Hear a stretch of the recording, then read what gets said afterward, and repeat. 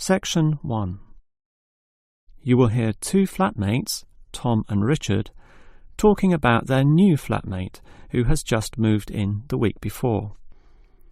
First, you have some time to look at questions 1 to 6.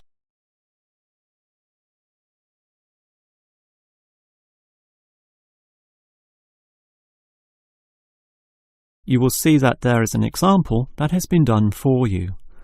On this occasion only, the conversation relating to this will be played first. Hi, Richard. I'm glad I caught you here. Can I just talk to you about something? Our new flatmate, Anders, is not quite what I had hoped. I was wondering if you shared my concerns about some of his behaviour. The new tenant's name is Anders, so Anders has been written in the space. Now we shall begin. You should answer the questions as you listen, because you will not hear the recording a second time. Now listen carefully and answer questions 1 to 6. Hi, Richard. I'm glad I caught you here. Can I just talk to you about something? Our new flatmate, Anders, is not quite what I had hoped. I was wondering if you shared my concerns about some of his behaviour. Yes, Tom, I know what you mean, but we can't be entirely negative. He has good points. I mean, at least he's quiet. He doesn't play loud music all night or bother others or turn his TV up, disturbing everyone. Sure, he's quiet, but remember our last flatmate? He'd say hi to you and smile and treat everyone politely. In comparison, this new guy is very impolite. He just grunts in reply and sometimes ignores me altogether. I guess that's just his way. You know, just his character. I don't think he realises he's being impolite, and it shouldn't matter to us too much. We can just ignore him too and quietly live our own lives. But his friends are hard to ignore when they visit. I know what you mean, but how often does that happen? I rarely see them, maybe once or twice a month. If they came more often, it might be a problem, but as it is, such rare visits don't matter so much. Wouldn't you say so? Well, I'm not sure, since it's very obvious when they're here because of all the cigarette smoke in the house. It stinks up the place, and you know we don't allow smoking on the premises. Well, I've never seen them doing this. Maybe they do it outside. Perhaps we can talk to Anders about it. Always remember, though, in one respect, he's a good tenant, and it's the most important aspect. The previous flatmate would always pay the rent late. I know what you're going to say. This guy pays promptly. But there's more to being a good tenant than prompt payment. I mean, you need to turn off the TV, clean up your dishes, dress respectably, be polite, and so on. I guess what I'm saying is that basically you need to cooperate with the others, and this new guy fails significantly in this respect. Okay, I suppose you have a point there. Before you hear the rest of the conversation, you have some time to look at questions 7 to 10.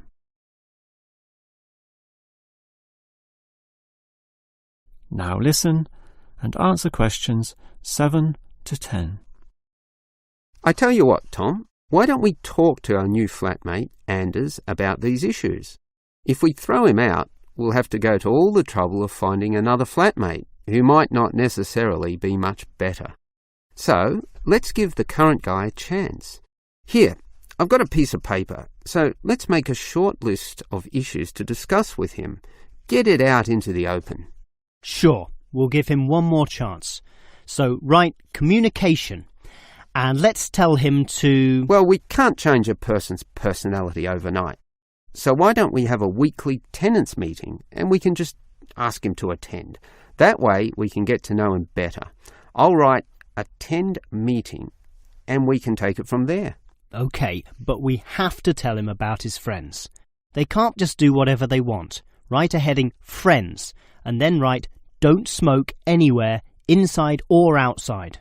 Well, instead of being so direct and possibly causing offence, I'll just write follow rules and verbally mention the rules. TV off by 10 p.m, no loud music or bad behaviour, including smoking. OK, do that, but I still think we need to specifically mention that last issue.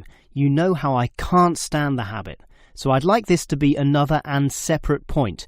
Cigarettes, strictly forbidden. And it's important to include the strictly here.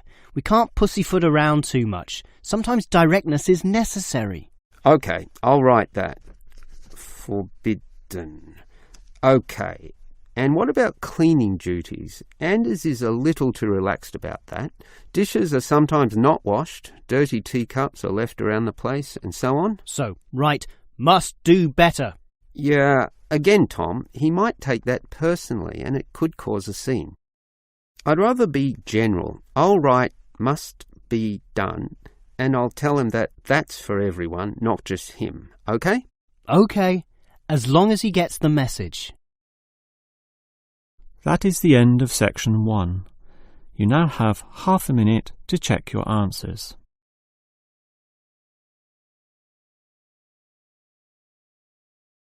Now turn to section 2. Section 2.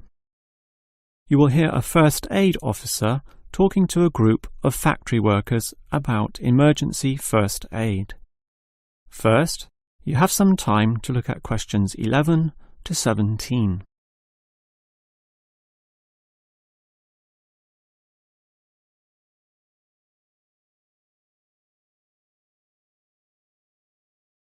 Now listen carefully and answer questions 11 to 17.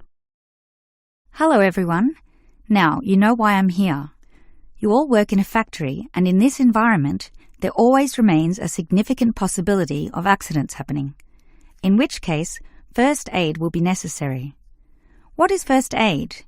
It is the provision of emergency on-site care when an injury occurs, and it is essential for everyone to know, if only simply, the steps which must be followed. There are, of course, minor injuries which may happen, not needing further medical care beyond the intervention of the first aider, but you can never be sure, thus the following steps must always be followed. These can be abbreviated to the words Dr. ABC, in other words, DRABC. The D stands for danger, and that's the first issue to keep in mind. When an accident happens, immediately ascertain that the environment is safe. That, for example, nothing else will fall or break or cause accidents. If you, the first aider, are also injured, the problem is even worse. The R stands for respond. You must then ascertain the best response. Once all the danger has been eliminated and the distress calls sent out, the appropriate action is, obviously, to help the injured party. All right, that leads to A, which stands for airway. In order to stay alive, all people need to have an open airway to allow breathing. A conscious person will automatically clear their own airway. But if unconscious, this may not happen. The brain is stopped or hindered from properly directing the body, and, obviously, in the worst case, death can result. For this reason, the injured person is normally put into the recovery position. Placed on the side, tilting the head back and ensuring that there are no blockages in the mouth. To free any such blockages, the back can be slapped or the chest compressed, allowing anything to be spat out. Now that the airway is free, check for B, or breathing. If breathing is not happening or is irregular, the first aider may have to assist with what is technically known as cardiopulmonary resuscitation, or more commonly, CPR. This involves breathing for the patient through mouth-to-mouth contact, while periodically massaging the heart through compressions to the chest. This combination allows blood and oxygen to flow around the body, keeping the patient alive, hopefully until medics, such as doctors, advanced first aiders, or ambulance staff arrive. Before you hear the rest of the talk, you have some time to look at questions 18 to 20.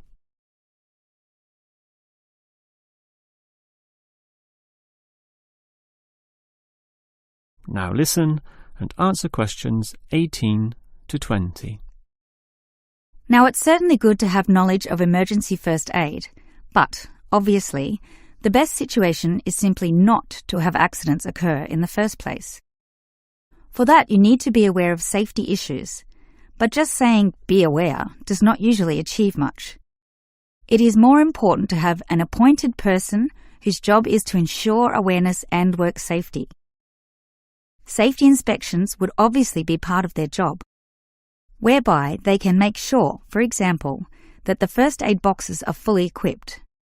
Another idea is to put posters on the walls, but, interestingly, research has proven that these tend to be ignored, becoming just part of the wallpaper, seen but not put into practice.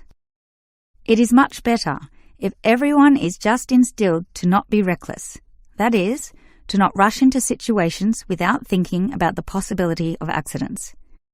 And instilling this mindset is part of the job of the safety officer. Some other suggestions are ongoing first aid training and no accident reward or star systems. These have had some success, but nothing beats a regular meeting, say once a month, in which the subject of safety is brought to the attention of everyone, and any outstanding issues related to this are thoroughly discussed. That is the end of section 2. You now have half a minute to check your answers.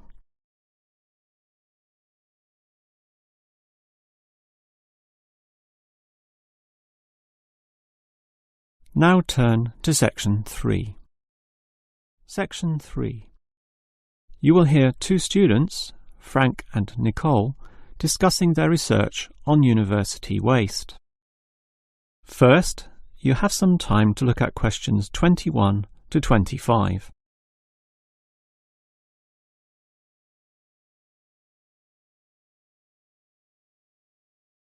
Now listen carefully and answer questions 21 to 25. Hi, Nicole. As you know, we've got to decide on the best ways this university can reduce its waste. You inspected the eastern campus and I did the western buildings. Did you do all the interviews as well? Yes, I interviewed all the staff, who made some good observations, and I interviewed some of the students. The students said little that was interesting. They don't seem to care that much. It was the cleaners, surprisingly, who revealed the most relevant facts. That's not surprising to me. They empty all the bins, so they see the waste firsthand, whereas the staff just throw things away without thinking. What item was most commonly disposed of? Well, it really depended on where I interviewed. In the cafeteria precinct, obviously paper plates and cups were thrown away all over the place. There was almost no attempt at recycling. However, across the university in general, it was paper copying that filled up most bins, far more than plastic or other forms of waste. Do people care about this, then? Well, some do, if you can believe them. I must have interviewed about 30% of customers in the cafeteria, and the results were mixed. Out of all the people I interviewed, well over half, maybe about 55% of them, were quite honest about it, telling me that they had little concern. The other fraction, 45%, were more troubled. Yes, but do they do anything about it? Surprisingly, quite a significant percentage do something, even if they aren't particularly concerned. I mean, small things. About 10% bring their own cups to the cafeteria, for example, and at least 1/3 said they use recycling bins. So, in total, it's an equal split between those who do something or those who don't. So why do so many people remain inactive, particularly over an issue they should care about more? I think they do care, and many of them are prepared to do something. Obviously, there's an element of laziness, but I'd say that it's relatively small. If they knew what to do, and if stringent systems existed, or if the importance of this was made clearer to them, I'm sure you'd see a much larger percentage of people actively working towards helping our environment. Well, there's cause for optimism at least.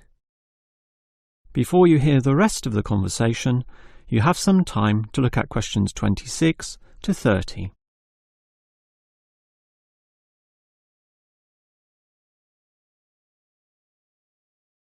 Now listen and answer questions 26 to 30. Clearly then, there's a significant waste of paper here at this university, so I've worked out one practical suggestion which could help reduce it, specifically the waste from the excess photocopying. Let me hear it then. Obviously, for a start, we've got to ensure that people, including the staff, without exception, copy both sides of a page. We can't tolerate single-sided copying. It's just far too wasteful. Absolutely. Just more trees being chopped down. But as people are doing copying, there may be adjustments and practice copying, producing single-sided copies or blank pages not wanted and not intended for use. These need to be deposited into a tray for intended recycling. You know, for recopying onto the blank side of the page. But people don't usually do that. I'm afraid it's just human nature. No matter how unimportant the copying is, they prefer to use fresh paper. Yeah, I agree with you, which is why you need to display these papers right in front of everyone with a clear sign, "Please reuse," to make it easy for them to do so. They still won't do it. I know. That's why you take some of these papers and regularly stack them inside the copier in a special tray once a day, say in the morning. Well, that's getting better, making it easier for them to use the paper. But still, I'm afraid many won't. That's why you allow everyone to select this tray when copying. You distribute numbers or codes to every person, giving them special access to this recycling tray. Every time they use papers from this, it's tallied up to their account. I know I'm sounding a bit negative, or even cynical here, but why should they bother using that tray? Because the person who does the most copying from this recycling tray gets, say, a cinema pass or lottery ticket or some other sort of reward. Ah, right. Now that's a system which might just work. Let's trial it in the office and see what happens. That is the end of section 3. You now have half a minute to check your answers.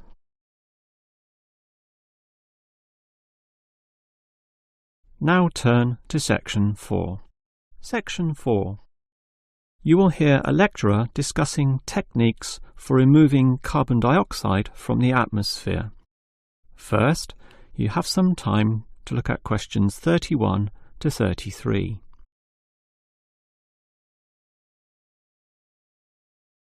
Now listen carefully and answer questions 31 to 33. We all know about the role of carbon dioxide in causing global warming. Obviously, society needs to reduce the release of carbon dioxide, otherwise known as CO2. This gas comes from the burning of fossil fuels, such as coal and oil, and it is virtually impossible for society to prevent or even limit such activity. Our need for energy and power is just too great. Instead, a more practical idea is to collect the carbon dioxide from the burning process, for example, directly from the chimneys of power stations, and somehow prevent this gas from being released into the environment. To do that, you need to store it somehow, and that has to be essentially forever. It is perhaps for this reason that many believe that, rather than storing the carbon dioxide as a gas, it is better to react it with metal oxides, such as magnesium or calcium, which results in the formation of a hard carbonate material. The gas is, in effect, turned into a stable and unreactive solid, which can simply be dumped anywhere. This process actually occurs naturally, although very, very slowly, and is one cause of the surface limestone in the world. But this slow reaction speed is the problem. Even when enhancing this process through high temperature and pressure, or pre-treatment of the mineral, it is still far too slow to be economical. One other technique which has been suggested is to pump the gas to the bottom of the ocean, where it would react with compounds in the seawater, forming carbonic acid. However, this alternative has now been ruled out. The CO2 may be removed from the atmosphere, but the high oceanic acidity which would result raises its own set of problems, mostly with all the delicate life and the intricate food chains in the seawater, some on which we ourselves depend, and that's something which no one wants to experiment with. Before you hear the rest of the lecture, you have some time to look at questions 34 to 40.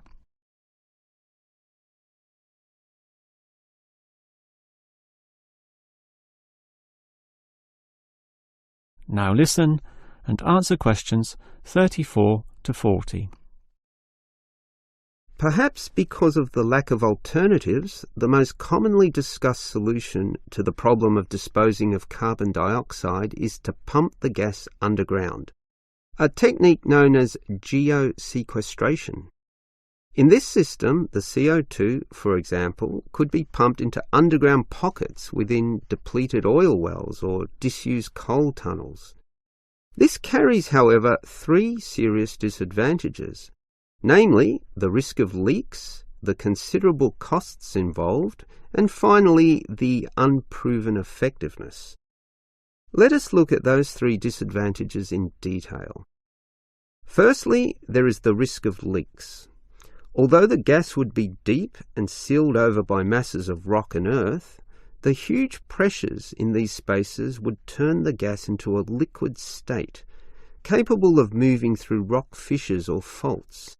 This could allow the gas to eventually be released to the surface.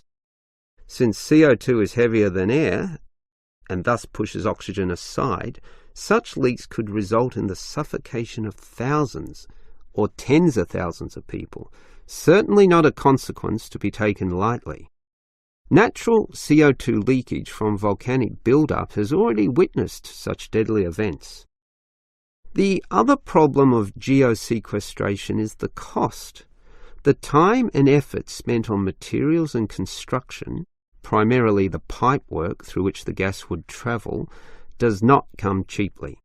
So, if this system were to be implemented in, say, coal-fired power plants, the extra cost would have to be paid by the electricity user, whose bills would almost double as a consequence. Few people are prepared to pay this much simply to make a small dent on the effects of global warming. And this leads to the final problem. The most basic question is whether geosequestration actually reduces global warming. The problem here is that the energy needed to create and drive the sequestration process would require approximately 1/4 of a coal-fired electricity plant's output.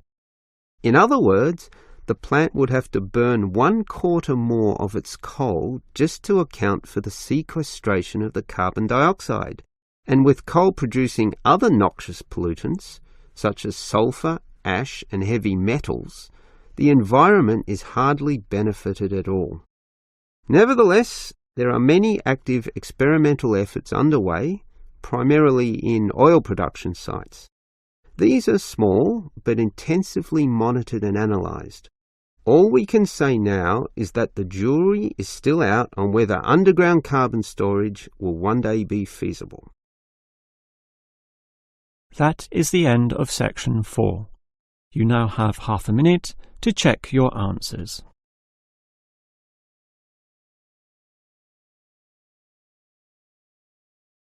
That is the end of the listening test. The end of the listening test. The end of the listening test. The end